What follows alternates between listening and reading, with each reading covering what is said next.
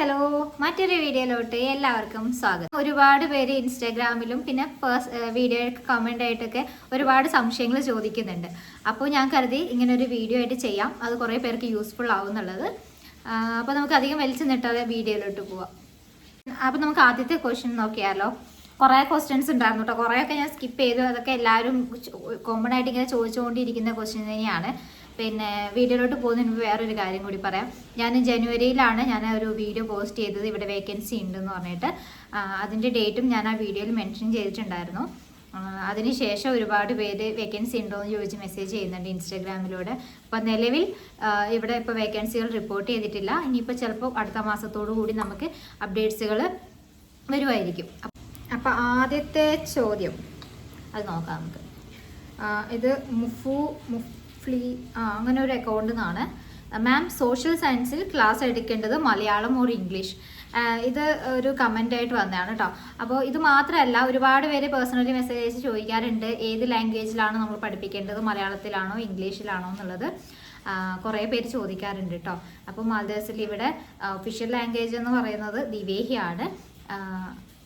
അപ്പോൾ നമ്മൾ ക്ലാസ് എടുക്കേണ്ടത് ഇംഗ്ലീഷിലാണ് കേട്ടോ. നിങ്ങൾ ഇംഗ്ലീഷിൽ ഫ്ലുവൻ്റ് ആണെന്നുണ്ടെങ്കിൽ നിങ്ങൾക്ക് ഇങ്ങോട്ടേക്ക് വരാവുന്നതാണ്. പിന്നെ ദിവേഹി എന്ന് പറയുന്ന ഒരു സെക്കൻഡറി ലാംഗ്വേജ് ആണ് നമ്മളെ സംബന്ധിച്ചിട്ട്. നമുക്ക് വേണമെങ്കിൽ പഠിക്കാം, അത് ഓപ്ഷണലാണ്. പഠിച്ചാലും കുഴപ്പമില്ല, പഠിച്ചില്ലെങ്കിലും കുഴപ്പമില്ല കേട്ടോ. അപ്പോൾ ക്ലാസ് എടുക്കേണ്ടത് ഇംഗ്ലീഷിലാണ്. രണ്ടാമത്തെ ക്വസ്റ്റ്യൻ നോക്കാം. പിന്നെ കുറേ പേര് ചോദിച്ചിട്ടുണ്ട് അക്കൗണ്ടൻസി സബ്ജക്റ്റിൽ ഇനി വേക്കൻസി വരാൻ ചാൻസ് ഉണ്ടോ, TTC plus degree primary class vacancy ഉണ്ട്, അങ്ങനെ ഒരുപാട് കാര്യങ്ങളും ചോദിച്ചിട്ടുണ്ട്. നമുക്കിവിടെ ജോലി ചെയ്യാനുള്ള ക്വാളിഫിക്കേഷൻ എന്ന് പറയുന്നത് ഡിഗ്രിയാണ് കേട്ടോ. ഡിഗ്രി ഉണ്ടെങ്കിൽ നമുക്ക് ഇവിടെ ടീച്ചിങ്ങിന് വേണ്ടി അപ്ലൈ ചെയ്യാം. മാസ്റ്റേഴ്സ് വേണമെന്നൊന്നുമില്ല. അടുത്തൊരു ക്വസ്റ്റ്യൻ വന്നിട്ട് ഇംഗ്ലീഷ് ഭയങ്കര ഫ്ലുവൻ്റ് ആവണോ എന്നൊരു ചോദ്യമുണ്ട് കേട്ടോ. അത് കുറേ പേര് ചോദിച്ചിട്ടുണ്ട്. ലാംഗ്വേജ് നന്നായിട്ട് ഫ്ലുവൻ്റ് ആവണോ, എങ്ങനെയാണ് നമുക്ക് അത്യാവശ്യം കമ്മ്യൂണിക്കേറ്റ് ചെയ്യാൻ പറ്റും, അങ്ങനെ ഉണ്ടെങ്കിൽ നമുക്ക് അവിടെ അപ്ലൈ ചെയ്യാൻ പറ്റുമോ എന്നുള്ളത്. ഇറ്റ്സ് ഡിപ്പെൻസ് ആണ് കേട്ടോ. നിങ്ങൾ ലാംഗ്വേജ് അഡ്വാൻസ്ഡ് ആവണം എന്നൊന്നും ഞാൻ പറയില്ല, പക്ഷെ കൊണ്ട് ലാംഗ്വേജ് എന്ന് പറയുന്നത് വളരെ ഇമ്പോർട്ടൻ്റ് ആണ്. നമുക്ക് പഠിപ്പിക്കണമെങ്കിൽ ലാംഗ്വേജ് ആവശ്യമാണ്. ഇവിടെ സ്കൂളിൽ കമ്മ്യൂണിക്കേറ്റ് ചെയ്യണമെങ്കിൽ നമുക്ക് ലാംഗ്വേജ് ആവശ്യമാണ്. നമുക്കിവിടെ സർവൈവ് ചെയ്ത് പോകണമെങ്കിൽ ഇംഗ്ലീഷ് ഫ്ലുവൻസി അല്ലെങ്കിൽ ഇംഗ്ലീഷ് പ്രൊഫഷൻസി എന്ന് പറയുന്നത് വളരെ ഇമ്പോർട്ടൻ്റ് ആണ്. അതുകൊണ്ട് തന്നെ ഇംഗ്ലീഷ് ഫ്ലുവൻ്റ് ആയിരിക്കണം. അടുത്തൊരു ചോദ്യം വന്നിട്ട് ഏജൻസി ക്യാഷ് ഏകദേശം എത്ര വരും? എസ്റ്റിമേറ്റ് മതി, എക്സാക്റ്റ് വേണ്ട. ഇത് ദേവിക MR 7116 എന്ന് പറഞ്ഞൊരു അക്കൗണ്ടിൽ നിന്നാണ് ചോദിച്ചിരിക്കുന്നത്. ഏജൻസിയുടെ സർവീസ് ചാർജിനെ കുറിച്ച് വ്യക്തമായിട്ട് പറയാൻ എനിക്കറിയില്ല. ഞാൻ വന്നിരിക്കുന്നത് എറണാകുളം ബേസ്ഡ് ആയിട്ടുള്ള ഒരു ഏജൻസി ആയിരുന്നു. ഏകദേശം 2-2.5 വർഷം മുമ്പ്. ആ ഒരു സമയത്ത് ഞാൻ ഏജൻസിക്ക് സർവീസ് ചാർജായിട്ട് കൊടുത്തത് ഏകദേശം 2.25 അല്ലെങ്കിൽ 2.25 2.30 അടുത്തുള്ള ഒരു എമൗണ്ടാണ് ഞാൻ ഏജൻസിക്ക് സർവീസ് ചാർജായിട്ട് കൊടുത്തത്. അപ്പോൾ അപ്രോക്സിമേറ്റ് പറയുകയാണെങ്കിൽ 2 ലക്ഷം തൊട്ട് 3 ലക്ഷം രൂപയാണ് ഏജൻസി സർവീസ് ചാർജായിട്ട് ചോദിക്കുന്നത്. അത് ഇന്നൊരാൾ ചോദിച്ചിട്ടുണ്ട് ഫുൾ എക്സ്പെൻസസ് പറയുമ്പോൾ അവിടെ എത്താൻ. ഇവിടെ വരാൻ വേണ്ടിയിട്ട് നമ്മൾ ആകെ വരുന്ന എക്സ്പെൻസ് എന്ന് പറയുന്നത് ഏജൻസിയുടെ സർവീസ് ചാർജ് തന്നെയാണ്. ഞാൻ നേരത്തെ സൂചിപ്പിച്ചതുപോലെ 2 ലക്ഷം തൊട്ട് 3 ലക്ഷം രൂപ വരെയാണ് ഏജൻസി നമ്മളോട് സർവീസ് ചാർജായിട്ട് പറയുന്നത്. അതിൻ്റെ കൂടെ ആ ഒരു എക്സ്പെൻസിൽ ഇപ്പം ഞാൻ വന്നത് എറണാകുളം ബേസ്ഡ് ആയിട്ടുള്ള ഒരു ഏജൻസി ത്രൂ ആണ്. എൻ്റെ 2.25 ഞാൻ അവർക്ക് അവിടെ പേ ചെയ്തത്. ആ ഒരു എമൗണ്ടിൽ തന്നെ എനിക്ക് ടിക്കറ്റ് കാര്യങ്ങളൊക്കെ അവർ പർച്ചേസ് ചെയ്ത് തന്നിട്ടുണ്ടായിരുന്നു. വേറൊരു എക്സ്പെൻസ് എനിക്ക് ഇവിടെ എത്താൻ വേണ്ടി വന്നിട്ടില്ല. പിന്നീട് ഇങ്ങോട്ടേക്ക് വരുന്ന സമയത്ത് ഒരു $200 ഞാൻ കയ്യിൽ വെച്ചിട്ടുണ്ടായിരുന്നു. അതെനിക്ക് ഇവിടെ വന്നിട്ടുള്ള എൻ്റെ എക്സ്പെൻസസ് മീറ്റ് ചെയ്യാൻ വേണ്ടിയിട്ടായിരുന്നു. അങ്ങനെ ഒരു $200 ഞാൻ കയ്യിൽ എക്സ്ട്രാ വെച്ചിട്ടുണ്ടായിരുന്നു, ഈ ഒരു 2.25 കൂടാതെ. വേറെ എക്സ്പെൻസ് കാര്യങ്ങളൊന്നും എനിക്ക് വന്നിട്ടില്ല. പിന്നെ നമ്മൾ മാലിയിൽ എത്തിയതിന് ശേഷം ഇവിടെ സീ വേൾഡ് എന്ന് പറഞ്ഞ ഏജൻസിയാണ് നമ്മളെ കാര്യങ്ങളൊക്കെ നോക്കുന്നത്. അവരാണ് നമ്മളെ റിസീവ് ചെയ്യുന്നതും നമ്മളുടെ സ്കൂളിൻ്റെ ഇൻഫോർമേഷൻ തരുന്നതും കാര്യങ്ങളൊക്കെ പിന്നെ നമ്മൾ സ്കൂളിനെ കോൺടാക്ട് ചെയ്ത് നമ്മുടെ ഐലൻഡിലോട്ട് പോവുകയാണ് ചെയ്യുന്നത്. അതാണ് പ്രൊസീജിയർ. മെഡിക്കൽ എടുക്കുന്നു, അതിൻ്റെ ഇടയിൽ മെഡിക്കൽ കാര്യങ്ങളൊക്കെ എടുക്കുന്നുണ്ട്. അതൊക്കെ ഏജൻസി തന്നെ എക്സ്ട്രാ നമ്മൾ പേയ്മെൻറ്റ് ചെയ്യേണ്ട ആവശ്യമൊന്നുമില്ല. അതുകൊണ്ട് തന്നെ നമ്മുടെ പേഴ്സണൽ എക്സ്പെൻസിനുള്ളത് ഫുഡിൻ്റെ കാര്യങ്ങൾക്കും അക്കോമഡേഷനും ആ സമയങ്ങളിൽ ഏജൻസിയാണ് നോക്കുന്നത്. നമ്മൾ നമ്മുടെ കയ്യിൽ നിന്ന് എടുത്തൊന്നും കൊടുക്കേണ്ട ആവശ്യമില്ല. നമ്മുടെ കയ്യിൽ നമ്മൾ ഐലൻഡിൽ പോയതിന് ശേഷം അല്ലെങ്കിൽ നമുക്ക് എന്തെങ്കിലും എക്സ്ട്രാ വേണമെന്നുണ്ടെങ്കിൽ മാത്രമാണ് ഈ ഒരു $200 നമ്മൾ കയ്യിൽ കൊണ്ടുവരേണ്ട ആവശ്യമുള്ളൂ. ശരിക്കും പറഞ്ഞാൽ $200 ആവശ്യം വരുന്നില്ല, ഒരു $100 ധാരാളം ആവശ്യമുള്ളൂ. കാരണം ഏജൻസിയുടെ ഡീറ്റെയിൽസ് ചോദിക്കുമ്പോൾ എല്ലാവരോടും പറയുന്നൊരു കാര്യമാണ്, നോർക്ക അപ്രൂവ്ഡ് ആയിട്ടുള്ള ഏജൻസി ത്രൂ വരുന്നതായിരിക്കും ഏറ്റവും നല്ലത്. അതായിരിക്കും നമ്മുടെ സേഫ്റ്റി. കാരണം നമ്മൾ വലിയൊരു എമൗണ്ട് കൊടുത്താണ് നമ്മൾ ഇങ്ങോട്ടേക്ക് വരുന്നത്. അതുകൊണ്ട് ട്രസ്റ്റഡ് ആയിട്ടുള്ള ഒരു ഏജൻസി, നോർക്ക് അപ്രൂവ്ഡ് ആയിട്ടുള്ള ട്രസ്റ്റഡ് ആയിട്ടുള്ള ഒരു ഏജൻസി ഏതും ആയിക്കോട്ടെ അവർ ത്രൂ ഇങ്ങോട്ടേക്ക് വരുന്നതായിരിക്കും ബെറ്റർ. ഞാൻ ഒരു ഏജൻസിനെയും പ്രൊമോട്ട് ചെയ്യുന്നില്ല. എന്നോട് ഏജൻസീൻ്റെ ഡീറ്റെയിൽസ് ചോദിക്കുമ്പോൾ ഞാൻ വന്ന ഏജൻസി എനിക്ക് കുറച്ചും കൂടി ട്രസ്റ്റഡ് ആണെന്ന് എനിക്ക് തോന്നിയത് കൊണ്ടാണ് ഞാൻ അവരുടെ കോൺടാക്ട് ഡീറ്റെയിൽസ് നിങ്ങൾക്ക് തരുന്നത്. അങ്ങനെ അടുത്തൊരു ചോദ്യം, ഇപ്പോൾ എങ്ങനെയാണ് അവിടെ സിറ്റുവേഷൻ? എപ്പിറ്റോം ഓഫ് എക്സലൻസ് എന്ന് പറഞ്ഞൊരു യൂട്യൂബ് പേജ് എന്നാണ് കേട്ടോ, ഒരു ചാനലിൽ നിന്നാണ് ഈ ഒരു ക്വസ്റ്റ്യൻ വന്നത്. ഇതെന്താണ് അവർ ഉദ്ദേശിച്ചത് എന്നുള്ളത് എനിക്ക് ഇതുവരെയും മനസ്സിലായിട്ടില്ല കേട്ടോ. ഇപ്പോൾ ഇവിടെ എങ്ങനെയാണ് സിറ്റുവേഷൻ, ഇനിയും അവരിൽ നിന്നൊരു കമൻറ്റ് വന്നിട്ടുണ്ട് അവിടെ ഇപ്പോൾ സേഫ് ആണെന്നുള്ളത്. അത് ഏത് രീതിയിലാണ് ചോദിച്ചത് എനിക്കറിയില്ല. സേഫ്റ്റിനെ കുറിച്ച് ഞാൻ മുൻപൊരു വീഡിയോയിൽ ഞാൻ പറഞ്ഞിട്ടുണ്ട്, അത് വേണമെങ്കിൽ ഞാൻ ഈ ഒരു വീഡിയോയുടെ കൂടെ ടാഗ് ചെയ്യാം. സേഫ്റ്റി എന്ന് പറയുമ്പോൾ ജോലി സേഫ്റ്റി ഉണ്ട്, പിന്നെ സ്ത്രീകളുടെ സേഫ്റ്റിനെ കുറിച്ചാണ് ചോദിക്കുന്നതെങ്കിൽ തീർച്ചയായും സ്ത്രീകൾ ഇവിടെ സേഫ് ആണോ എന്ന് വെച്ച് കഴിഞ്ഞാൽ സേഫ് തന്നെയാണ്. നമ്മൾ മുൻപൊരു വീഡിയോ ഞാൻ ഇതിനെക്കുറിച്ച് വളരെ ഡീറ്റെയിൽ ആയിട്ട് പറഞ്ഞിട്ടുണ്ട്, വിമൻ സേഫ് ആണോ അല്ലയോ എന്നുള്ളത്. അടുത്തൊരു ചോദ്യം, ഹിന്ദിക്ക് ചാൻസ് ഉണ്ടോ അവിടെ? Please reply. ഹിന്ദിക്ക് ഇവിടെ ചാൻസ് ഇല്ല കേട്ടോ. അടുത്തൊരു ചോദ്യം, is B.Ed mandatory for English teacher vacancy? Nidiya 96 എന്ന് പറഞ്ഞൊരു ആളാണ് ചോദിച്ചിരിക്കുന്നത് കേട്ടോ.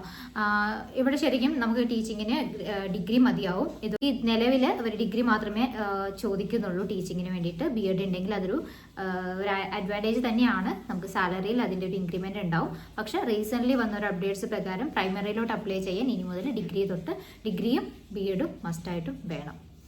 ഇതുവരെയും മാൻഡേറ്ററി ആയിട്ട് പറയുന്നില്ല, പ്രൈമറിയിലല്ലാതെ വേറൊരു ലെവലിലും മാൻഡേറ്ററി ആയിട്ട് ബാച്ചിലർ ഇൻ എഡ്യൂക്കേഷൻ വേണമെന്ന് പറഞ്ഞിട്ടില്ല.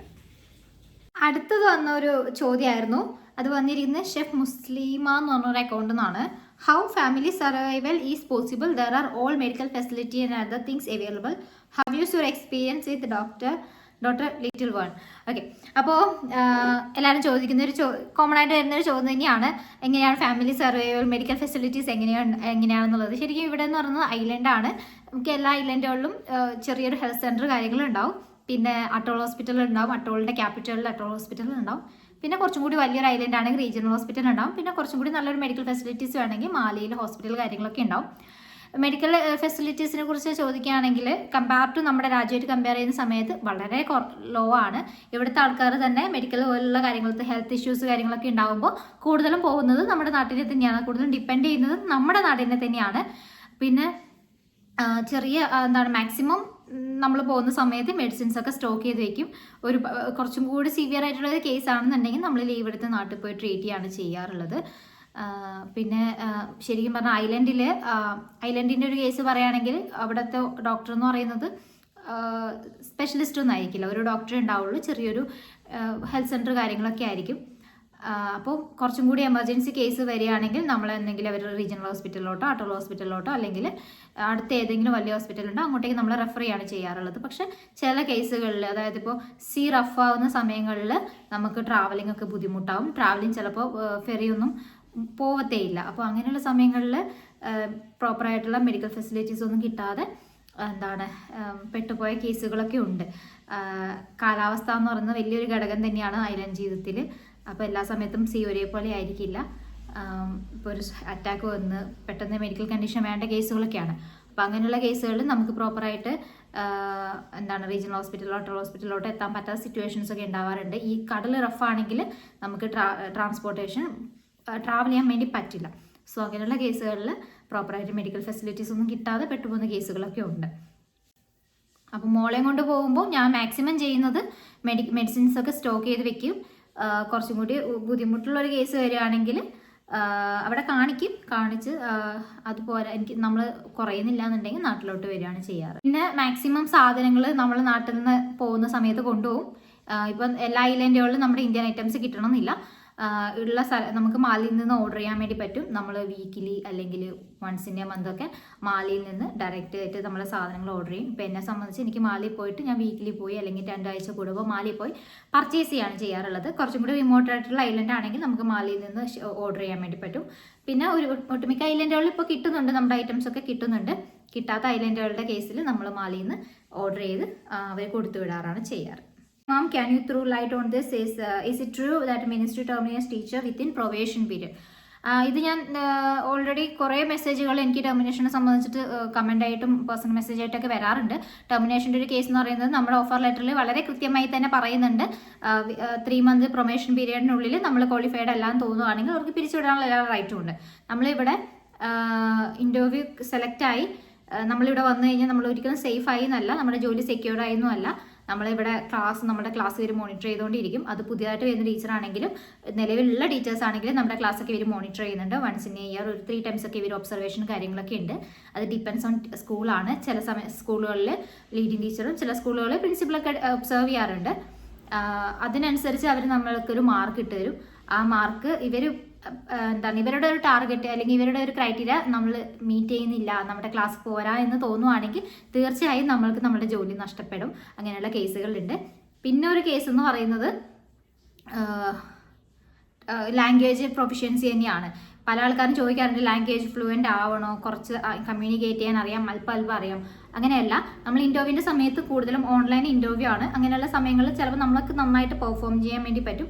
സോ നമ്മൾ സെലക്ട് ആവുകയും ചെയ്യും. പക്ഷേ ഇവിടെ വരുന്ന സമയത്ത് പല ആൾക്കാരും ക്ലാസ്സുകളിൽ കമ്മ്യൂണിക്കേറ്റ് ചെയ്യുമ്പോൾ അത് പ്രോപ്പറായിട്ട് കമ്മ്യൂണിക്കേഷൻ ഡിഫിക്കൽട്ടി വരാറുണ്ട്. ഇവിടുത്തെ കുട്ടികളെന്ന് പറയുന്നത് അത്യാവശ്യം നല്ല ഫ്ലുവൻ്റ് ആണ്. സോ അവരായിട്ട് കമ്മ്യൂണിക്കേറ്റ് ചെയ്യുന്ന സമയത്ത് എന്തുകൊണ്ടോ അറിയില്ല പല ആൾക്കാരും കമ്മ്യൂണിക്കേഷൻ പ്രോപ്പർ ആവാതിരിക്കുകയും അതൊരു കംപ്ലൈൻ്റ് ആയി പോവുകയും അവരുടെ ജോലി നഷ്ടപ്പെടുന്ന ഒരുപാട് കേസുകളൊക്കെ ഉണ്ട്. ലാംഗ്വേജ് എന്ന് പറയുന്നത് വളരെ ഇമ്പോർട്ടൻ്റ് ആണ്. ഇവിടെ കമ്മ്യൂണിക്കേറ്റ് ചെയ്യണമെങ്കിൽ നമുക്ക് ലാംഗ്വേജ് വേണം. അപ്പോൾ നമ്മൾ പഠിപ്പിക്കുന്നതും ഇംഗ്ലീഷിലാണ്. അപ്പോൾ നമ്മൾ ലാംഗ്വേജ് ഫ്ലുവൻ്റ് ആയിരിക്കണം. കുറച്ച് അറിഞ്ഞിരുന്നിട്ട് കാര്യമില്ല. അതുകൊണ്ട് ഇവിടെ വന്ന് ലാംഗ്വേജ് അറിയാതെ അല്ലെങ്കിൽ നമ്മൾ സ്കിൽഡ് അല്ല, നമ്മൾ ക്വാളിഫൈഡ്, നമ്മുടെ ക്ലാസ് പോരായിട്ട് നമ്മൾ ടെർമിനേറ്റ് ആയി കഴിഞ്ഞാൽ നമുക്ക് ആരെയും കുറ്റം പറയാൻ വേണ്ടി പറ്റില്ല. അത് നമ്മുടെ മാത്രം മിസ്റ്റേക്കാണ്. കാരണം വലിയൊരു തുകയാണ് എല്ലാവരും സർവീസ് ചാർജ് ആയിട്ട് കൊടുക്കുന്നത്. ഞാൻ റീസെൻ്റ്ലി ആണ് ഒരു ന്യൂസിൽ വന്ന കഴിഞ്ഞ വർഷം 24 ന്യൂസിൽ വന്ന ഒരു വാർത്ത കാണുന്നത്. അതിൽ ഒരു ടീച്ചറിനെ ടെർമിനേറ്റ് ചെയ്തു. ലാംഗ്വേജിൻ്റെ ഒരു കാര്യം പറഞ്ഞ് തന്നെയാണ് ടെർമിനേറ്റ് ചെയ്തിരിക്കുന്നത്. അപ്പം അങ്ങനെയുള്ള കേസുകൾ ഉണ്ടാവാറുണ്ട്. അതും ഒരു റീസൺ തന്നെയാണ്. ലാംഗ്വേജ് ഒരു റീസൺ തന്നെയാണ് നമ്മുടെ ജോലി നഷ്ടപ്പെടാനുള്ളത്. പിന്നെ നമ്മുടെ ക്ലാസ് കൊള്ളില്ലെങ്കിൽ തീർച്ചയായും നമുക്ക് നമ്മുടെ ജോലി നഷ്ടപ്പെടും. പിന്നെയും ഒരുപാട് കാരണങ്ങളുണ്ട് നേരത്തെ. പിന്നെ ടെർമിനേഷൻ്റെ വേറൊരു കാര്യം എന്ന് പറയുന്നത് ഇവിടെ കുട്ടികൾക്കാണ് ഇവിടെ കൂടുതലും റൈറ്റ് ഉള്ളത്.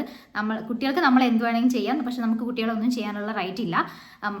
വാക്കുകൾ കൊണ്ടോ അല്ലെങ്കിൽ എന്തെങ്കിലും ആയുധം വെച്ചോ ഒന്നും നമ്മളെ കുട്ടികളെ തല്ലാനോ ചീത്ത പറയാനോ ഒന്നും പാടില്ല. ഒരു നോട്ടം കൊണ്ടുപോലും നമ്മൾ കുട്ടികളെ പേടിപ്പിക്കാൻ വേണ്ടി പാടില്ല. അതാണ് ഇവിടുത്തെ റൂൾ എന്ന് പറയുന്നത്.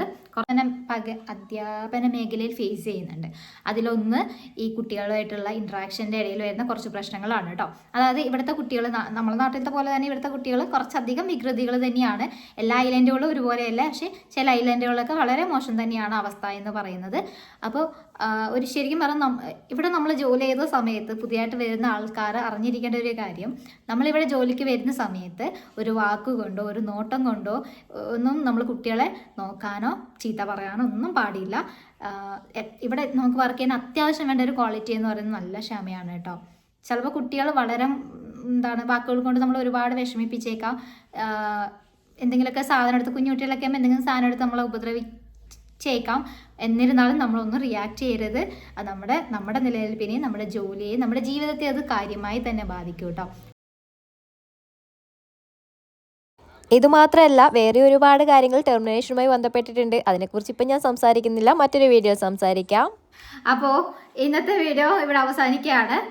ഇതിനൊരു സെക്കൻഡ് പാർട്ട് വേണമെന്നുണ്ടെങ്കിൽ കമൻറ്റ് ചെയ്യാം. ഒരുപാട് വേറെയും കമൻറ്റുകളുണ്ട്. അതിൽ നിന്ന് സെലക്ട് ചെയ്ത കുറച്ച് കമൻറ്റുകളാണ് കേട്ടോ ഞാൻ ഈ ഒരു വീഡിയോ ആയിട്ട് ചെയ്തത്. അപ്പോൾ ഇതിൻ്റെ ഒരു സെക്കൻഡ് പാർട്ട് വേണമെന്നുണ്ടെങ്കിൽ കമൻറ്റ് ചെയ്യാം. അപ്പോൾ ഇന്നത്തെ വീഡിയോ ഇവിടെ അവസാനിക്കുകയാണ്.